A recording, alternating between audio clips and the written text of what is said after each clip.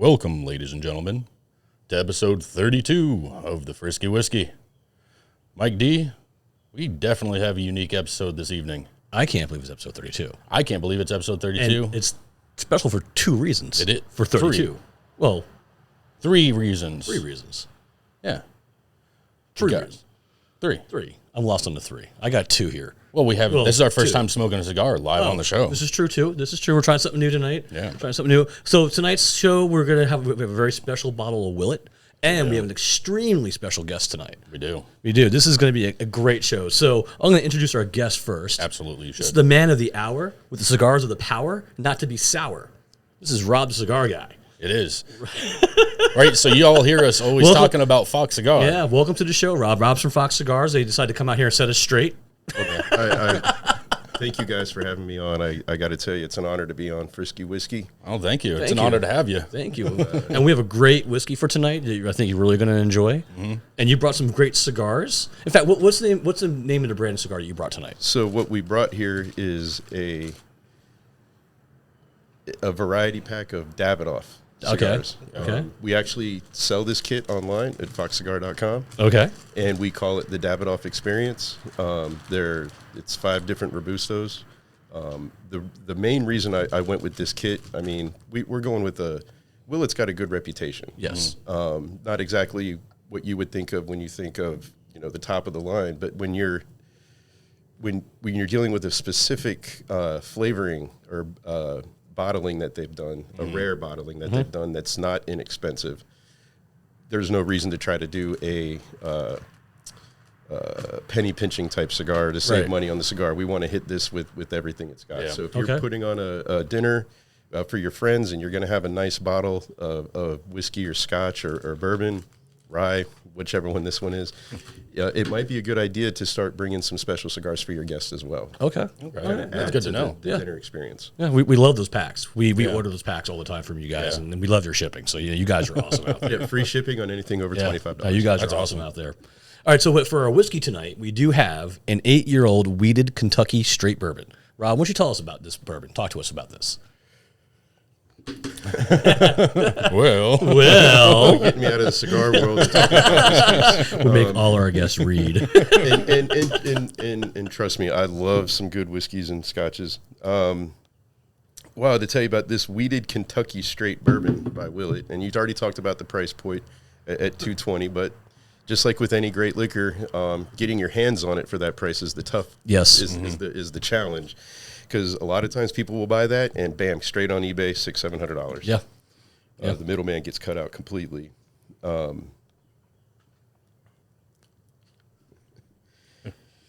so it's 108 proof. Which is, and again, with me, as I'm getting older, I try to back away from those. We've learned that some of these higher proof ones can be actually smooth. Yeah, it's kind of weird. Yeah, it's actually kind of weird, but they get you a little more drunk, I think. Oh, absolutely, they do. It's the potent factor. Yeah. All right, so what's our mash bill here, Rob? All right, so we've got undisclosed proportions of corn, wheat, and malted barley. Okay. This was first released in the spring of 2013. It wasn't released. It was distilled in 2013 and released in 2022. Okay. Now, so the spring of 2013 and the summer of 2022. So that's actually more than 8 years. Mm-hmm. Correct. I guess maybe in this world they either round up or round down. I guess depending on how they want to sell it. Maybe it's like 8 years and like 9 months or something. Yeah. Right. I mean, we don't know. We just know it's spring and summer. And again, a lot of the stories and the histories behind these liquors are really, we're at the behest of the person telling us the story and hoping that all that's true. Yes. Yes. This is, a lot of these stories, a lot of these histories are also folklore to a certain degree, Correct, or correct. you know, there's no some stories don't have proof backing them up. Yeah, well, it's almost know? like it's like the family legend of something, Yes. right? And then Yeah. it gets passed from generation to generation. By the time you get to it, it's all muddied, and Yeah. who knows whose name it was, but it was some dark guy from some Yep. dark place, and you're just like, all right, cool. Like, Yep. he'd made whiskey. All right. All right, so I'm gonna pour us a little shot. We're gonna take a little taste with this. But why don't you tell us the history of Willett here, Rob? All right. Well, if we get into the deep history, the Willett family name goes as far back as 1684 with Edward Willet as a master pewter. It's a little perverted. From Master Pewtered. and from 1692 to 1792, the Willetts would call George County, Maryland, home. It wasn't until and then in 1792, Willett Jr. moved to Kentucky, and just coincidence or not, that's the same year Kentucky became a state. John David Willett was born a little later in 1841 and would become a third owner of the Master Distiller at Moore, Willett and Frenke Distillery. During his lifetime, John was the master distiller at 4 other distilleries in Kentucky. In 1883, Aloysius Lambert Willett was born, and by the age of 15 was in the bourbon business, 15 years old. That's amazing, isn't it? Yeah, you know, we've really gotten away from the fact that young people used to work. Yeah. That is so funny. Because it's true. So, by 1909, Aloysius Lambert Willett was born and would become founder and president of the Willett Distillery in Bardstown. In 1937, on St. Patrick's Day, the Willetts put their first barrel into storage. By the 40s, they introduced Old Bardstown Kentucky Straight Bourbon whiskey. That's a mouthful. In the 1960s, Willett developed Johnny Drum Bourbon. After an ownership change in 1984, which to this old guy seems like yesterday, the Kulsveen family, Willett Distillery began making small batch boutique bourbons, for example, Noah's Mills. Have you had that? Yes, I have a bottle in my house actually. It's really good. It is. I've seen it. I haven't poured it. It's like a classic wine bottle too. Yeah. It looks like a Pinot Noir. Also, I really like the label on them. Yeah. 2008 Willett Pot Still Reserve Bourbon debuts in the signature pot still shaped bottle. There's the history. We have those too. We got and we have some of those too. Have you seen the giant one? Yeah. That's crazy. Have you seen that giant bottle? No, I haven't. But it's only double the price. So Yeah, it's cool. It's just big. Yeah, it's just big. It's nothing special about it other than being a big bottle of bourbon. Yeah. Rob's over here dying. I thought Yeah. you'd be all right. Well- seeing as how you're from Arizona, right? Hey, you know what? Oh, Is it dry loving- heat? I'm loving these 80s, but this humidity, I honestly feel like I'm swimming right now. Yeah, when you so 44 years in Florida, and then I went out to Arizona 10 years ago, and it didn't take long to acclimate to the dry weather. Yeah. And now coming back here, It's like like- right now, yeah. I'm drenched. I'm like, oh my god, the air is sticking to me. all right. So let's get into this a little bit here Yeah. now. So for the nose, we got a vanilla, fudge, rye, peppermint, and burnt caramel aromas. Now, on the website, Willett's website, they don't talk about the flavor profile at all. So I pulled this from the place I bought it from. So I went online and I found other reviews on them and flavor profiles, but I decided, because all of them are just different. So I decided, you know what, I'm going to use the one where I bought it from. And just use it from there. We'll go from there. We've had crazy flavor profiles that weren't even close to it. Yeah. So we'll see how it goes. So we got, like I said, the nose has vanilla, fudge, rye, peppermint, and burnt caramel aromas. All right, let's see. I don't know what I'm getting. Neither do So- I. It actually just burnt my nose. It's a big old- So I've attended 100 or more whiskey events where we bring Okay. in an ambassador from the actual company Okay. to talk to our customers and the people participating in the tasting and explain to them, the flavor profiles they should expect, how it was made, why it was made that way. Yeah. And then as you sip them, they tell you how to do the taste. Are you actually breathing in while you're sipping it? Are you breathing in through your nose, through your mouth? And then Okay. tell you why. They'll actually tell you to drink it differently and tell you the different flavors. And it's amazing. They're great. It's like a Jedi mind trick. And then I sit there by myself and I'm like, sip, sip. Oh, peat. That's all I can taste. Too much peat. Too much peat. So that's actually what I look for is how potent that kick is. And if they can distill a high volume alcohol whiskey without that overwhelming peat, that almost gasoline flavor, Yes. then they've scored high in my book. Okay. Okay. So let's see what we get here. I still can't figure out the smell here. Yeah, let's just go right in. So our what we should be tasting is vanilla, oranges, chocolate, black tea, not pico tea, black tea, cinnamon, and peppermint. Bacoa. I'm sorry, Bacoa tea. Bacoa tea. We have one flavor profile. They called out Bacoa tea. I'm like, what the hell is Bacoa tea? Who the hell even knows what Bacoa tea is? Hey, if you're going to explain a flavor, make one up. You can't go wrong, right? Definitely, it's got that spice that from the cinnamon. There's a little orange in there. Maybe a little vanilla. It's a little sweet. It could be caramel. It's the typical stuff with bourbon. Did you water drop these? Not yet. Not yet. I mean, I'm definitely, like, even in the nose, I didn't get any fudge or chocolate, and I'm not getting any chocolate in the taste right now either. Peppermint, maybe that's what that spice is I'm getting. Like, my mouth has got a nice little spice tingle to it right now. So now I'm going to hit the cigar. I'm going to hit the... So what'd you call it? These were the cigar that we've chose for the first round of the tasting is the Winston Churchill Late Hour. Late Hour, and this is not dandruff. What was it called? Dandruff. Davidoff. Dandruff. So what you get when you're smoking a Davidoff cigar, number one, you're getting full consistency. I mean, you can buy a box today. You can and taste that cigar, and it's going to be almost identical to the first one you had 10 years ago. The consistency with Davidoff is unbelievable. There's only a couple of companies that can pull that off. And this cigar, this is like nice and mellow. Like this is a nice, smooth like flavor to it. Not overbearing. So, it's not going to overtake what I'm drinking, but it's also going to go with what I'm drinking. Based off, I mean, this is good. This is a good. So how do you taste a cigar? Like, what is how should we be doing this with our whiskey so that we make sure we get the best of both worlds? Gotta watch a Monica whiskey tape. She knows how it tastes.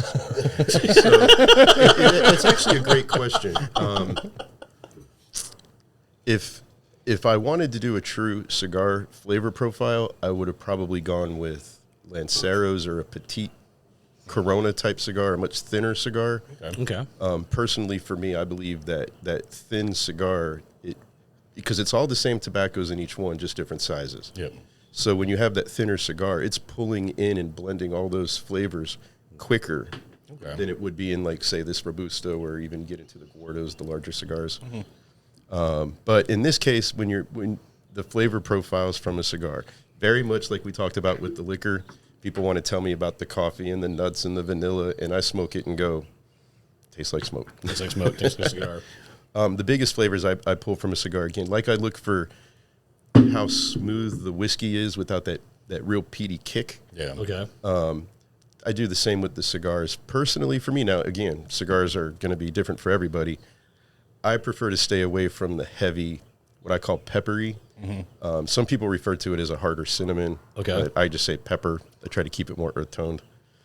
And I know exactly what you're talking about, too. I don't like that very much. But I can tell you, I'm not getting that from this Late Hour. Oh, no. With the darker wrapper, I would have assumed this would be a little more bold. I'm shocked. And again, that might explain why they named it the Late Hour, late evening cigar, being a little more mellow. Yeah, right. You don't want the heavy cigar, like, I guess before you go to bed. Right. and bedtime cigar. I was debating going with the regular Winston Churchill Robusto, not the Winston Churchill Late Hour. It's a lighter wrapper, which theoretically tends to be, most of the time, a more smoother cigar, a flavor. 90% of the flavor from your cigar, anytime you smoke a cigar, is coming from the outside wrapper. Gotcha. So it's not from the tobacco on the inside at all? Surprisingly, that's a very small part of the flavor profile. This burns it for you, basically. And it does, but there's stuff magic. that happens. There is a skill to what tobaccos off the different levels of the tobacco plant that they use for the long fillers in the middle. Okay. Interesting. So you got fillers, binders, wrappers. There's usually 3, sometimes 4 layers to your cigar. But 90% of that flavor will come from the final wrapper.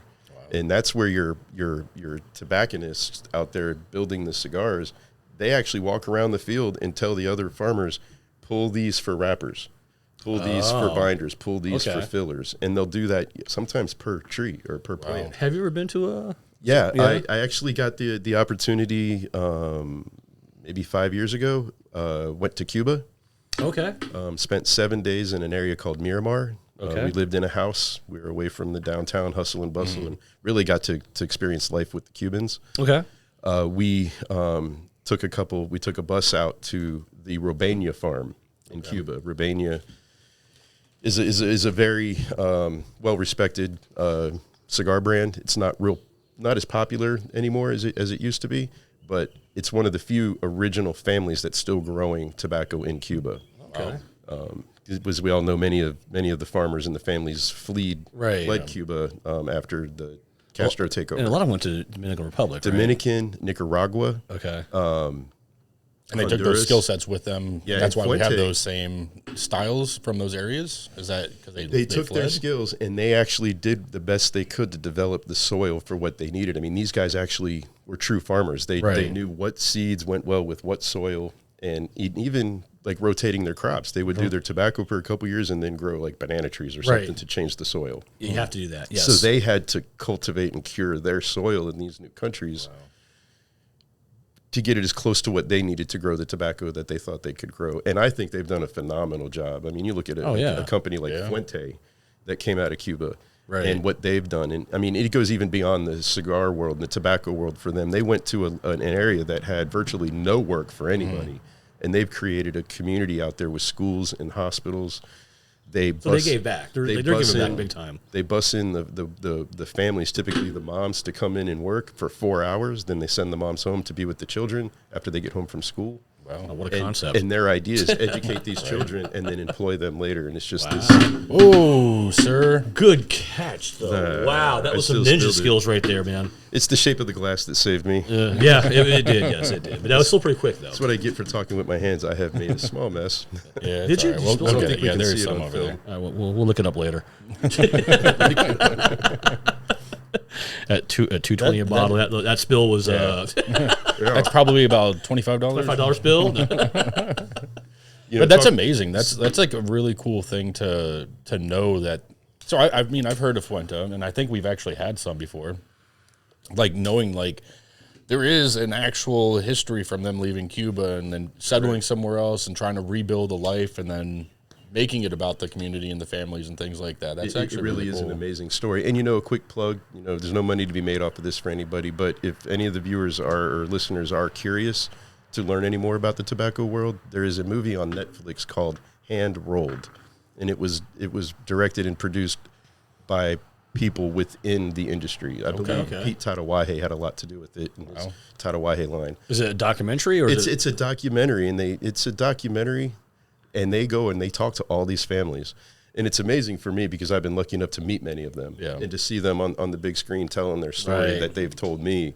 It was motivating. It was special. Yeah. But it gives you a nice history of the cigar world. Okay. That's awesome. Yeah, everyone should check that out. That's called definitely. If you're into cigars or if you're just into history or a little bit of both, absolutely. So you guys were sitting there. I gave myself a little bit more because I have a drinking problem. But did you smell it though? Did the smell change at all? Sometimes because it sat there, it got more oxygen in it. It did. It did, It right? mellowed out quite a bit. Yeah, there's not much of that harshness anymore. Right. Because I just poured it and I got the harshness again. That's interesting. Yeah, there's a little bit of vanilla now. Okay, so you get more scents out of that now. Yeah.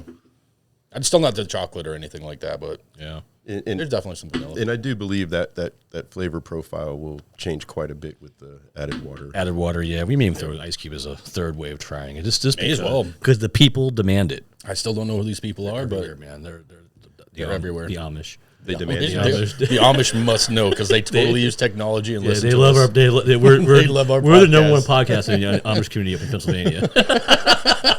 No one's going to prove that Because you're wrong. You prove us wrong. Yeah, but this. So I mean, look. So this is now. Willett has their other purple top series that are. I kind of read up on those a little bit. They're made in limited batches. They use some. I think they're blended a little bit, and they use some original Willett whiskey that was that's been around forever in their blend. That's what makes this a special bottle. Their other purple tops. This is something that new they were doing. They wanted to make a wheated specialty boutique. Yeah.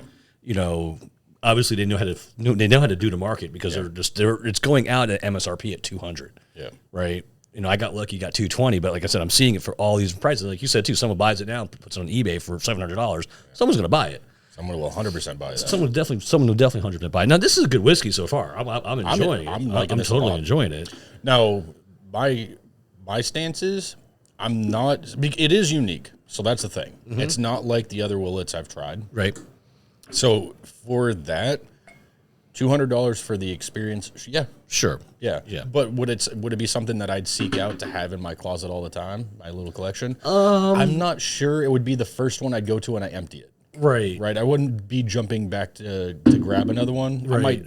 I might check the market and make sure that it's at that $220 price like you found it for, right, before I go jumping on it again. And this is one of those things that sits in your collection for a while too. Obviously, like we're not gonna like what we did last night, Rob, with the Weller. Give me a minute. Yeah, hung out last night. We drank 3/4 of a bottle of Weller last night, hanging out, just talking. Doing what dudes do, talking fantasy football. Rob and you are what? You guys are 1 and 2 right now. I'm sitting with 1 and 2, fuckers. Hell yeah. Look at you, little girl. Just remember, I was second to worst draft picks too. That's right. That's right. You guys, I do it worse than mine. I was number 2 at the last, so I was number 11. Wolf was the last one. I managed to forget that it was draft and ended up with auto draft, and I can't complain. I'm in first place. I thought for sure you were drafting that night on the beaches of Hawaii. He's like, he's in the beaches of Hawaii. He's got some Yeah, that was the plan. And then it didn't happen. Completely forgot. I think I got drunk. Yeah, it's probably better that way. So, Rob, what's your go-to whiskey? We'll say this. We go-to whiskey when you're home, and your go-to whiskey when you're out. Okay, I can explain that. So when I go out, or even sometimes at home, I will start with Macallan 12. Okay. Very special occasion, I might jump that up and go ahead and spend the money on an 18 or even a 30 if I'm really feeling crazy. Sheesh. All right. But I got to be honest with you. After that first one, I dropped down to Jack Daniels. You're like Jack. You're a Jack guy. Right. So maybe if it's the 12, the Macallan 12, I'll do 2. Okay. But if I'm going to sit there and drink a few more, it's going to be Jack Daniels. Yeah. For me, there's no reason at that point. I've lost the special flavoring and all that. Now right. I'm just drinking whiskey. Right. It's just drinking whiskey. So yeah, my go-to, what I get at home, buy a few bottles at a time, is Jack Daniels. All right. Okay. Have you ever had their a bottled and bond, or what was that one, Jack Daniels number 27 or something like that? Love it. The maple. There's also I think there's is it the Sinatra one? Is that Jack Daniels Sinatra? Yeah, does Jack Daniels, have you had that one? Oh, absolutely. Yeah, okay. I actually saw it. Yeah, they had it at Total One. I mean, ABC. It wasn't a bad price either. It's pretty available now, and it's like one of them. I had the 100-year anniversary. Okay. The Sinatra, I think it was 150 proof. Okay. And wow, 150 proof. Yeah, and you know what I did? Just on this note, I took your car on that. I got one of the Jack Daniel's single barrel malts, and after I was finished with it, I peeled the labels off, and I fill it with mouthwash and keep it on my bathroom sink. It looks cool. Nice, yes, nice. You got your cool looking liquor bottle. You don't want to throw it out. Fill it with mouthwash. So I know we went to a Whiskey University event, and during the break, he shared with everybody that am I saying it was number 27? I know it had a gold label. Yes, it was gold. It comes in a gold box, and it's a maple blend. They use maple wood. Okay. Yeah. Maple. They either use maple wood or maple soaked wood, maple barrels, and then they soak the Jack Daniels in there, and it is a delicious blend. Yeah, It was very good. I always because I had interesting experiences with Jack and Coke back in the day. I couldn't even go near Jack Daniels. I couldn't even smell it. The smell of Jack, it's such a distinct smell to me because of how bad I got drunk and sick and multiple times and worst hangovers ever. Yeah. There was a time period I couldn't go back to it until recently. Honestly, it was really until recently I was like, Jack Daniels really isn't that bad. Like, what's wrong with me? Well, I know what was wrong with me. I mean, but I think we come from that age group where I want to say when we started drinking, but in our drinking age, it was every night, every party was supposed to be spring break in our heads. So we were kind of going crazy with the drinking, and it's hard to drink liquor, especially whiskey, like somebody would drink beers. Yes. You can't. Yeah. So for me, being young and drinking, especially having like Jack and Cokes or Jack and anything, because we didn't even drink our liquor straight. It was everything had to be mixed. Had to be mixed. Yeah, there was nothing straight ever. And it's the mixtures, I believe, that were making us all sick. Oh yeah, all the sugar from the Coke. Oh yes. So I was a beer drinker for 20 years until I met my current wife, and she's the one who's like, "Let me introduce you to something," and just poured me a glass of Kilo Kai rum on the rocks and said, "Sip it." I was like, "Sip it? Sip it? Sip liquor straight?" and I fell in love. It changed you. And then I started It transformed experiencing you. with different liquors, and now whiskey's my go-to. Okay. All right, so T.I., we got to get you some more, and that glass looks lonely. I'm a little sad over And here. we're going to try some drops of water now? Yeah. Absolutely. So here you are. The drop is already loaded. What drops should we do? How many drops do you think we should do here? 3 Well, or 4? so I'm gonna try to take in the power of Steve because he's the one channeling Steve. I'm gonna say 3 drops. All right, Steve working with the Oompa Loompas. Steve And the Oompa Loompas. Yeah, it's Steve and the Oompa Loompas. 3 drops. So when I order my drinks out, and I tell the bartender or the waitress or the server what I need, and I ordered the Jack. I always get Jack on the rocks, and I always get lots of small ice. I don't care for the blocks or the balls. They have their purpose, and they melt evenly. Good. You're lucky because that's what we have. Yeah, small ice for the next go around. Yeah, I agree. It's again an old fashioned. Yes, I want that big cube. Mm-hmm.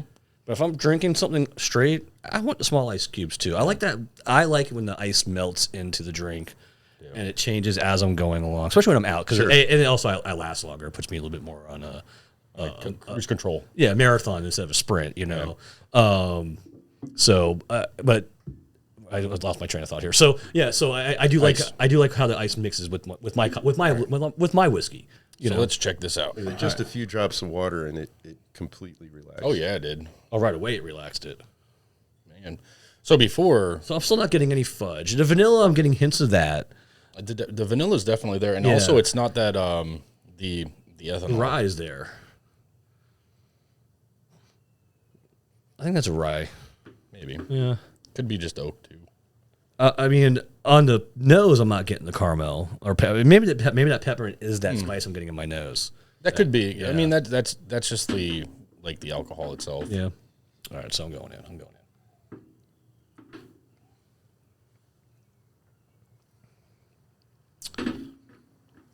Not much of a difference. It's a little more mellow, to be honest. Really not much of a difference at all to me. I would say definitely more the caramels are out front. Like the other one we were talking and let it breathe, and then I could sip it and all those flavors came out. Now I can actually get them with just the 3 drops of water. Yeah, mellowed it just enough for those other things to come out. I mean, the Simmons more up in my opinion too. There's no black tea, Pico tea, or whatever you call it, Pico, whatever. There's no tea on here. And once again, I got this from the place I bought it from. Yeah. But there were lots of profiles out there, and it was just in this case, I didn't feel like piecing it all together. I was just like, I'm just gonna pull it from where I got it from and just go from that point. To me, it's like I would expect a wheated bourbon, right? So there's a little bit of sweetness because it's a wheated. There's the caramel and the oakiness because it's a bourbon. Right, there's a little bit of spice there. It's a pretty solid, well-rounded bourbon. It's nothing. Yeah. That's the thing. It's just a good bourbon. I'm not pulling out mints or anything like that. You can smell. It's a drinking bourbon. You can smell the ethanol. It's nice to enjoy. It's got a little bit of that heat behind it too. Not overbearing. I like that heat sometimes. Mm-hmm. I like smooth too. I like them both. Truthfully, I would expect with a bourbon to have a much more sweet flavor. Yeah, it does. Mm-hmm. Yeah. But it's unique. Wheateds are unique in the sense that you're replacing that rye with that wheat instead. So whereas rye brings in a lot of the the spice, right? The wheat tends to make it a little bit smoother and sweeter. So it's interesting tasting it like this because you would expect it to be what we should have sweeter, but it actually does have a little bite to it. Now I'm thinking about it. We should have done. I should have brought that bottle of Old Elk. Oh yeah. And compare it against that $100 bottle. I mean, those $99 bottle. Yeah, I mean, I have a Weller upstairs. The wheated one, the special reserve. Yeah, I drank 3/4 of that last night. I think I have another wheated. I'd have to look. But if we wanted to, I'm just curious how this now. I mean, because like I said, the price point is $220, so this is not something everyone's going to go out and grab and buy, or ever buy in their lifetime, right? Yeah. Just because of who you are, you may have the money. Some people just don't want to spend that kind of money on a whiskey when they know, look, there's great whiskeys out there. We've done so many shows. We have whiskeys, great whiskey at great price points now. That someone asked me what my favorite whiskey was, I'd probably tell them, look, here are the 5 you need to get. And because I don't have a favorite anymore. I really don't have a favorite. Yeah, It's same. too hard. Yeah, I'm all over the place. It kind of is like I have the ones that I would love to have more of constantly, but they're just kind of expensive, so I don't pick them up often. And then I have the ones that are like, yeah, these are my go-to. Yeah. These are just the ones that if I'm going to the store, I'm picking them up. Yeah, like we've talked about that Evan Williams Bottle and Bond. I mean, Yeah. $19. Michter's Rye. Yeah, or Michter's Rye. You can't. Old Forester 1920. Yeah, I mean, there's some great stuff out there. There's some great stuff out there now. You also have to be careful. Like what I do is I have access to pretty much every cigar you can think of, and periodically I grab some of the good ones for myself and put them in my humidor and find that I never smoke them. I always go to the cheaper ones. It's always I'm waiting for a better occasion. Now, do you put them in your humidor to get to a certain level that you like to smoke them at? Cause, because I know they have different percentages, right? The 72, 70, 69, 65, 62. I think those little. I think even in this bag, these are 60. 69. 69s, okay. Yeah, those are just little like keep them fresh in the mail type things. Right, and yeah, they work. I mean, you can't they get them definitely back work. from They 100% do. a couple weeks easy. Oh yeah. So it's a good question. Something about in the cigar world is learning what cigars age well, what cigars don't. It's a hard thing to learn and can be expensive. Yeah. Yeah. I've smoked cigars that I thought were wonderful. I've been like, wow, this is a fantastic cigar. Go with an example for me. And again, it's all personal preference to people, no judging here. But I had an Opus X, and I thought it was fantastic. And I was like, wow, this Opus X in particular, I forget which one it was now, was fantastic. I think it was called Purple Rain. I thought it was fantastic. I put one in my humidor. A year later, I smoked it, and I couldn't stand it. I was like, how did I think this was such a phenomenal cigar? Do you think because it aged? I personally don't think for my palate that an aged Opus X, It's good. I don't believe it ages well. Gotcha. Okay. That's me. There's going to be a lot of people that are like, are you crazy? The older, the better. But again, it was an expensive cigar that I thought would age great, and it just for didn't. me, it killed it. And if I'm not mistaken, you can age a cigar forever in your box, right? Absolutely. Actually, 'cause I mean, I still have some Cuban cigars because my wife went to Cuba without me. It's kind of funny, and I made them smuggle back a bunch of cigars for me. I still have a couple of those cigars in my box, and we're going like probably 5 years, like when you went 5 years ago when it was still open, that little brief window when Cuba was suddenly open. Correct. So I still have a couple of those cigars, not because I'm just relishing them. It's just I've gotten so many good cigars since then. Like my box gets filled up, I go through it, gets filled up. That's why I just haven't smoked because I have all these other cigars I want to try. Yeah. I just know it's going to be good. I'll go to it at some point in time. Now, to continue on the aging thing, Oliva, another cigar brand, their Serie V line, I age those, and when I pull them out and I see a dark wrapper and all the oils have come out of that cigar, I know it's time. It's going to be perfect. How long does it take to do that? Honestly, you start getting good age just after a few months. Okay. But if you can get a good solid year on some, oh my God, amazing. And now that's another good point. 5 years versus 10 years versus 1 year. Maybe a 1 year age is great, and 5 years for that cigar is not. Yeah. It's a Right. learning process. So what do you keep your humidor at while you're doing this, right? So I'm assuming every single cigar you have is in the same humidor. You keep it at the same percentage of. Yeah, I have all my humidors, most of my humidors anyway, in the same room. Okay. Of the house. But I keep everything, and it's probably the most popular is the 72%. Okay. So I do 69. And you live in Florida, so honestly, on days like this, I would honestly expect that in Florida, and I wasn't a cigar smoker when I lived here. No, you were not. No, not at all. So I have heard of people that have had to actually dehumidify their cigars because the air is so wet. I believe that. Yeah. Mine believe sits at like 69, 70. I keep my box in I have like an armoire. I keep it inside there, so it's like in the house in a dark place. In the bedroom where it gets the best AC goes in that bedroom. That's how I design the house, kind of. I got my AC unit done. It's like you fuckers get. Well, you got it. I mean, mine's just sitting in my office in the corner. I'm really enjoying the cigar though. This is really just. It's like it's going perfectly with this whiskey. It truly is. This is a great choice, Rob. Yeah, really good choice. thank you very cigar. much. It's super, and again, you can't go wrong with the Davidoff. It was almost like I cheated. Yeah. So I also went with this cigar in particular when it came down to it, and I was like, which of the Davidoff do we want to start with the pairing? And I honestly just said, you know what? This Davidoff late hour label and cigar matches the Willett bottle perfect. Yeah. So let's go with that. Yeah. Pretty simple concept. Black and gold. I like how they with did the dark bottle in black, so like the sun can't hit it and affect it, because the sun can affect the flavor Yeah, sure. inside the bottle. So I like how they did that. That's kind of cool. But no, this is a good bourbon. For, look, call it out like it is. Is it a 220 bourbon in your eyes? I don't know. It's a good bourbon. So here's the thing, and I'm about it for the experience to begin. Yes. Right? So there's some whiskeys where, like, we've dropped some money on them, and it's like, yeah, I could see dropping money on that again. Mm-hmm. Like, that was really good. For something like this, I love the experience. Yeah. And when you're talking about something so rare as this, what did you say? They made 150 bottles of this? They made actually, they didn't say how many they made on this one, but they made a very limited, it's a limited release that they did, distilled back in 2013. So there's only so many bottles. There's only one, whatever they did, that one distilled that one day, Right. So again, that goes back to experience. And when you talk about spending a lot of money on the whiskeys, you fall back in, and I always go back to like Macallan as the example, the 18 and 30 year, it's the flavors are so phenomenal and it's consistent. It's like that all the time. Every they time have a 15 too, right? Yeah, they do. Yeah, Macallan's. I think they got a bunch. They also have a bunch of different 12 years as well. Yeah. Like, it's not just the regular. No. Because that double looks really good too. Yes, it is. They got that magical M. Yes. Mm-hmm. Have you ever had that? I did have it several years ago on my birthday. Okay. We were sitting in our bar, and my wife's like, you know what? Let's get you a glass of M. Now, they're pricey. We keep it all up there to sell. Right. If you went, you're going to get it around $500 a glass. Yeah, $4,500, $5,000 a bottle. $500 a glass. Correct. And I had it sitting there, and I was just new into the whiskey world, and still just being used to drinking just liquor like that or whiskey like that. And I made the mistake. Put ice in it. I shot it. Oh, you shot it.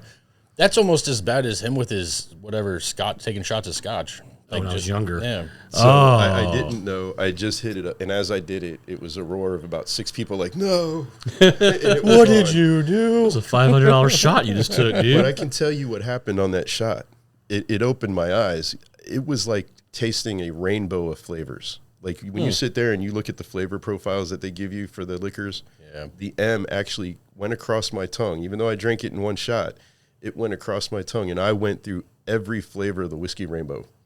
It was unbelievable. And it made you sad that you didn't take your time to sip it. And enjoy each sip like that. Because you only got one, I'm guessing. I did. Yeah. Well, I mean, $500 a pop, I would only get one too. Yeah. So when the bottle gets low, I'll pull it off the shelf and I just restock time. Glasses. Yep. I keep saying that about the Louis XIII, and I keep missing it. It keeps disappearing. Someone else likes that one then. Yeah. I got an empty bottle. You do? There's a little bit in there, right? You can. So when the next one gets down, it's already marked for me. It gets down to 1 or 2 drinks. It comes off the shelf. Nice. The more that breathed too with the water in it, it got even smoother. It really did. Actually, the heat's almost gone now. Well, so for me, I've been really enjoying this with the cigar because I'm actually getting, I'm still getting some of that nice pepperiness. Like, it's like a spice on my tongue. It's really nice. I'm getting it with both. Yeah. Correct. Yeah. So, when we were setting up, Rob, you almost told him a story. You didn't really, I don't think you told him a story. Oh, Lord. Started the story. You started it, and it's something you guys just. So I think you need to tell this story real quick. All right, because this is all you. I know, and that's what makes it so good. So I don't remember exactly how it came up over the years, but Mike has I don't want to call it an alter ego. I'll call it a character in his head. Sure. That he refers to as Psycho Sally. And he's talked about Psycho Sally a couple times. If I'm not mistaken, Psycho Sally is a transvestite, drag queen. So he's told this story. I am not a transvestite drag queen. Let me be very clear about this. Only Sally. Oh, now he says that. Yeah. So I know he's told me about this, and we worked together at the time down at Fort Lauderdale, and there was a diner in the building next to ours. So we'd go there for lunch every day. And we're standing in lunch, and Mike is off on the other side of the diner talking to the cashier, and I'm talking to the guy cooking. And I decide I'm going to pull one on Mike here. Let me see how this goes. So I tell this cook, who is a big black guy, and I say, hey, I said, you see that guy down there? He's like, yeah. I was like, do you know on the weekends he goes out and does drag queen shows, and his drag queen name is Psycho Sally. He's like, nah, man, come on, say that about the man. And I'm like, you don't believe me? Ask him. And he's like, Sally. And Mike turns around and looks and goes, what, Psycho Sally? And this man lost his mind. He was like, oh, hell no. And Mike just looks at me and goes, what did you do? What did you do? Well, that's up there when you lived in that condo that had the guard gate. Oh, yeah. And I didn't tell you, but for about 6 months, I had the guard gate believing Mike was my boyfriend. And he would tell me about all the guys that came over to Mike's house every time I got up to the gate. And I'd beg him, don't call him, let me in. I want to surprise him. I know there's something going on. And he did. So poor Mike for 6 months of driving it out, and that guy's like, this man gay. Right. All gay guy. And I told Mike, he's like, what? That explains a lot. That explains a lot. That's so funny. Yeah, those are good times working back. Now the question is, did you ever tell the guard otherwise, or did you just let him continue forever to believe that? No, this guard was interesting. I think he had big dreams. If I'm not mistaken, he stopped me one day and explained to me how dangerous his neighborhood had gotten, and he was trying to convince the HOA to build a guard gate so he could was run that young the guard guy? gate. I know who you're talking about. Yes, he told me the same thing. I know exactly who you're talking about. And I was like, wow, it's a shame. I'm like, that you have to live in a neighborhood like that. He's like, yeah, the trailer park ain't what it used to be. Ain't what it used to be. That's I was like, oh my God. What was it exactly? I'm a little confused here. Nothing against anyone who lives in a trailer park. No, not at all. Well, there's some interesting ones in South Florida. Let's be very clear here. Yeah, There's some very that's interesting ones in South And Florida. if you knew this guy, you'd be like, okay. Yeah, he was off. He was definitely off. Like he was a couple of things missing, and you knew that when you were talking to him. You know what I mean? He would write down your license plate number on a piece of paper. That was worthless. You couldn't read what he wrote. Yeah, no, he was. It was rough. He was just doing his thing. He was a nice guy, though. Yeah, he was a nice guy. He was doing his job. He's protecting the community. So we used to commute together too, and this is back in the day before SunPass, and we would take turns driving. So he's driving one day, and we had to pull up into the toll booth and pay the people, right? So he pulls up. All of a sudden, I just lean over.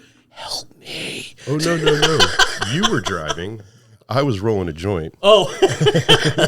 And as we pulled up to the booth, I'm like, I don't want this lady to see me rolling a joint. So you had a dust towel in the car, and I threw it over my lap. So it's covering my hands and my lap, which just looked odd. And as we're driving away, Mike leans out the window, help me. But that's not the first time. He likes to do things like walk by cops and go, check his pockets. Why do you do that to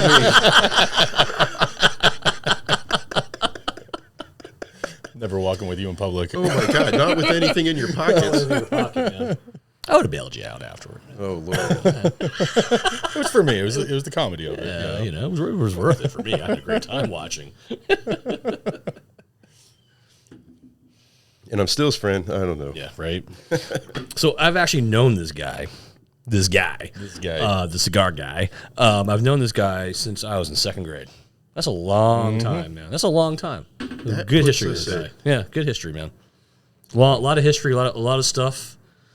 That we did together. Even like we split off, we didn't see each other for a couple of years, and somehow we got back in the middle again, started hanging out again. It was always good times. And never, why don't you call or where have you Never. been? Yeah, it was just like, oh, hey, what's up, dude? Just like That's how good yesterday. friendships are. Yeah. Just keep on keeping on. Yeah, And good absolutely. friendships always come back together. So Friendship, we've never had to work. Yeah. I mean, just natural. Mike makes it easy. Yeah. This personality that you get out of him, the jokes, the fun, has been since we were 8 years old. Yeah. Yeah, no, From a young age, I knew. Every time I hang with the Cabe, I'm cracking up. Yeah, we always had good times, man. We always had good times. It's not to get off subject, but so when we were talking yesterday, you were telling me about an event that you guys were involved with up in Arizona, over in Arizona, where it was a cigar pairing, food, cigar, and tequila pairing. Yeah, And there was people there from the cigar business and the tequila business pairing the foods. correct. We did a dinner. People paid a fee up front. It was a nice 5-star restaurant, maybe even Michelin starred rated. They actually had a giant back patio they could access, and I think we had about 150 people. dang. That all got a high-end 5-course steak dinner. Yeah. With each course, we provided a different flavor profile from Patron, the tequila, Okay. and a Rocky Patel cigar. Nice. And we ran, the Rocky Patel was all his vintage line. He's got different years like 94, 92, 06, 2000, like that. And we had set up a table with all the Rocky Patel cigars, so people were digging it, they could buy them. Yeah. We had the vice president, and I forget the position of the other gentleman that came out for Patron. So with every course of the meal that was served, the people from Rocky Patel explain the guitar or the cigar. While my guitar gently weeps. Yep. While my cigar gently weeps. While my cigar, that's awesome. While my cigar gently weeps. And so we were able to, break down the cigars, how they were built, why they were built that way. The same with the tequila. Just use your hand, Rob. Just use your hand. Don't worry about it. There you go. I give you a nice cue. Yeah, use that one. It's got a little sand on it, so maybe. Table's clean. I washed it. It's fine. Here, I'll move this over here, and that'll make it easier for me, I think. There we go. Just the one. There we go. All right. So you were saying, with the different flavor profiles from the tequila, I can't remember the different ones. Sure. But if anybody's curious, I know the show talks about whiskey, but the tequila world has really grown. I was lucky enough to spend a week down at the Hacienda de Patron in Mexico at the actual distillery. They've got a beautiful, almost like a mansion setup, kind of hotel style, around a big fountain, and that's where all their guests stay. While they're there, they feed you a few times a day. It's a great experience if anybody gets the opportunity to go down there. Awesome. And you tour the distillery. The most exciting part for me was they actually make a smoked Patron. Ooh, that sounds delicious. Correct, and you pour it on ice, just like with any other tequilas, and you're seeing this more and more. We're getting this more in our bars, that instead of the whiskeys and bourbons, people are buying the tequilas, getting it poured over ice, and sipping it. Okay. Did they happen to show you how they make the smoked tequila? It was amazing. They actually have these big fire pits set up outside, and they smoke the agave after the ferment process. Oh. After the ferment process, they take the melted agave, right, and they burn them. They smoke them. Wow. And then from those, that's not how I thought they would have done it. That's interesting. From there, they process the tequila. Wow. Now, when they did that food pairing, they had 5 different Patrons. Mm-hmm. Okay. Yeah, surprising that there's even that many. Yeah. That's what I'm trying to figure out. Like, I'm going to look it up. I'm kind of curious what. Yeah. Now, are those Patrons available, or are those? Those absolutely. are special. Like, absolutely. They brought it, so you can only get it at. All of them are available. Oh, are they? Okay. Because I know for a while the Patron Espresso was a little hard to find. Yeah. The XO. It was a little hard to find for a while. It was almost disappeared for a while. Not that they weren't making it. I just knew you couldn't find it anymore. Like it became a thing. Yeah, I didn't experience that, but I also may just not have been looking for it. And we get from the vendors. Right. But I can tell you with that espresso Patron, nice little surprise. I learned this at the Hacienda de Patron, the first night of dessert. The guy comes up to me. I had gotten a bowl of vanilla ice cream, and the guy comes up behind me and pours some of the espresso tequila on it. Oh, that was delicious. That's amazing. That sounds really good. That is amazing. Now, I'm not. I used to do shots of tequila back in the day. Everyone did. Cuervo, which gold. But I mean, I did like Patron. To me, Patron was more of even back then.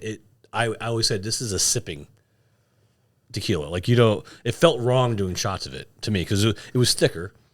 Just the regular Patron seemed thicker, but when I tried the espresso one, I'm like, I would never do shots of this. Correct. Like I would sip this. Yeah. I know for a while it was a popular drink, or maybe it still is a popular drink. So I don't the espresso martinis. Mm-hmm. With Patron. I know that was a very popular drink for a while. But that's cool. That sounds like a really cool event. So I'm just curious how the guy was pairing the cigars with the food, and how he knew. I mean, so were people smoking and eating at the same time, or were they eat then smoked? People were doing it differently. And we had... Was he instructing you to do it differently? 10 or 15 tables. No, it was pretty much what you wanted to do. If you didn't even want to light it, you didn't have to. Okay. You just keep smoking the same one you had. Yeah. Right, because some people finish the cigar. Some people, because I know you save your cigars and you put them in your little tubes and make sure because you smoke all your cigars to the end. I know that. You try to. But so an event like that, someone just might want to just enjoy the one cigar they're smoking through the whole process. Correct. Okay. Yeah, there's no rules around it. But again, a large part of it was the learning process of why the cigar was made the way it was, what fillers and binders they use, the wrapper. That sounds like a great night. We gotta find one. I know they do that one at Okeechobee Steakhouse with the Scotch McAllen. They just did the Whistle Pig one. They did. Okay. Yeah. Okay. But actually, speaking of that event, so actually on Instagram we follow you guys. And I've noticed that you guys have been doing that more and more. I think you guys had done a couple whiskey ones before that as well. Well, we do a lot of whiskey events in the bar. There was a time we were doing 4 or 5 a week. Dang. Right before COVID hit, we were just rolling them out. And for most all of them, the vendors will come out and have an ambassador with their liquor explaining it to everybody. Now, some of them are just basic events where we're doing tastings of something special that people want. and we don't have an ambassador out, and they just get whatever cigar we paired. Okay. When it's the more rare liquors, we'll use a finer cigar. With the pairing. And do the ambassadors usually come out for the finer ones, or is it kind of like it's hit and miss on them? Gotcha. But a lot of the times we get the ambassadors out, and that's when we really get packed. Everybody wants to come in and learn, Right? Because no matter how many times I listen to these guys talk, I learn something. Now I know you guys have 2 bars. Which bar do you usually do that? The Scottsdale one or I forgot the name of the location, but the other location. The Gilbert one, I would say, is probably better for in-house ambassadors to tell their stories and stuff. Scottsdale's more of a transient. We do have a base of customers that are always there, but you get a lot of tourists and tourists, because in that area, we're in an area called Old Town of Scottsdale, and it's just literally bar after bar after bar. So a lot of people are just kind of bar hopping. Yeah, correct. so okay. And then what they do is it's about 1 a.m. They've been out all night and they see a cigar bar. They're like, let's try that. Right, and then someone inhales it. Of course they're in there right now. They're like, hey, someone let's inhales smoke a it. cigar. I've never smoked one before, and I've had about 18 drinks. And they hit like a joint. Yeah, they know what they're doing. My support staff in Scottsdale is always busy cleaning up a mess. I feel well, then a little kudos out to that support staff, because that is a messy job. But we will do a lot of the events for the tastings and the pairing of the cigars. We'll offer it in Scottsdale without the ambassador. Gotcha. All right, so have you chased it with the ice yet? I have. So it's a kind of. I mean, you put in way more ice than I did. I think you did too. You think you put in a few? I put in 1. I put 2 in. So for me, it's about the same as the 3 drops. It's exactly. It's about the same as the 3 drops. It only made it cooler. Made it chiller. Yeah, it chilled it up a little bit, which is what I need right now. Because like Rob here, who's dying from the heat, I'm a fat Italian. I sweat when I eat cornflakes in the morning. So I tell you, this cold whiskey right now feels good, right? But what do you think about this whiskey? It's very good. I think I agree with you guys on the. I wouldn't buy this as a regular. Oh no, no. It's like if you run out of it and you a couple years go by and you're like, man, I really haven't had one of those in a minute. I kind of want to try it again. Correct. And pick one up and then it sits in your closet for a little bit. Yeah. It's like you pull out for people, somebody you really like, or you want to maybe impress to a certain degree. You pull this out. Hey, listen, this is a really special bottle. I want to share this with you. Because we recently just did the Chicken Cock Island Rooster, which is same price, $220. And it's a rye, so you can't compare a rye to a wheated bourbon. It's also like completely differently made. Yeah. And I don't know if I almost enjoyed. This is good. I don't know if I enjoyed the other one better. We drank a lot more of it that night. We did. We drank a lot more of it that night. We did. And we're not done yet, obviously. No, but also I think the fact that Island Rooster you can get a lot easier. Yes. It's not like super rare. It's easy. Island Rooster is easy to find. It truly is easy to find. It's just because of how it's made. This is harder to find. I had to. Yeah, and it's special batches. So like, there's only going to be so many of this particular batch you can find. So my story with this is actually I had ordered a bottle from somebody else at a much higher price point, and then something happened when they canceled the order on me because they didn't want to sell it at that price anymore. I'm like, oh damn! And then I started searching. I found this one. I was like, ooh! I jumped on it, and I was having like this little kind of weird whiskey anxiety because I was getting ready for the email, like, oh, we're not going to send it to you. Yeah. Like, at least, your heart's already been broken once. Yeah, my heart was already broken once. You couldn't break my heart so many times. Man, I love whiskey. We get together, we hang out, we talk about the cork. I love your cork. But this has actually been a lot of fun, and I've learned a lot about cigars, some of the history of cigars. Rob, thanks so much for coming out and hanging out with us. Yeah, you were a great guest. You got to be on the show again, by the way. Oh, yeah, we'll have to fly you out on our whiskey expense account. Yeah. So the Willett 8-year-old Wheated Kentucky Straight Bourbon. Yeah. It was not a bad experience. No. And you nailed it with this cigar, by the way. Yeah, I you cheated. Totally. I think you could have nailed it. Definitely with get any of the Davidoff. The Davidoff. Really? Yeah, they're so Winston good. Churchill, the late hour. If you want to try pairing it, if you have a bottle of this already at home, or if you planned on any wheated bourbon. Well, I mean, give it a shot with this one if you want the experience that we had, right? If you already have a bottle, or you can find it for around that $200 range, and you are willing to spend the money, or you happen to be in a cigar bar and you see it there and pick yourself up a glass of it. It's a great way to experience it. It is a good way to experience this whiskey. Absolutely. I mean, this is a very good bourbon. It is a very good bourbon. Yeah. There's nothing wrong with it. I Absolutely against not. it. If you can find it for $200, $220, get it. Grab a bottle. Yep, absolutely. Put it in your collection. Special occasions. Pull it out rare. but get it. Yeah. Sorry, excuse me. I think it's a good experience. Like you kept saying, it's a great experience for the price point. Having these cigars are going perfect with it. But definitely try it out. But I think these cigars would go good with almost any whiskey. I think so, Let's be too. clear here. I think this would go with any whiskey. I think so too. I mean, these are great smokes. And you said you can get this pack on Fox Cigar? Absolutely. How much is this on Fox Cigar? I believe this kit is $85. 85. Okay. We'll put Five we'll go on your website. We'll put a link. Yeah. And we'll send it out on Instagram so everybody, for our listeners to go check it out. Absolutely. And pick it up. Very cool. And where does Fox Cigar operate out of over there? We in operate Arizona? out of Mesa, Arizona, which is just outside of Phoenix. Okay. We have a bar in Gilbert, Arizona, and a bar in Scottsdale, but our warehouse for the online is out of Mesa. Nice.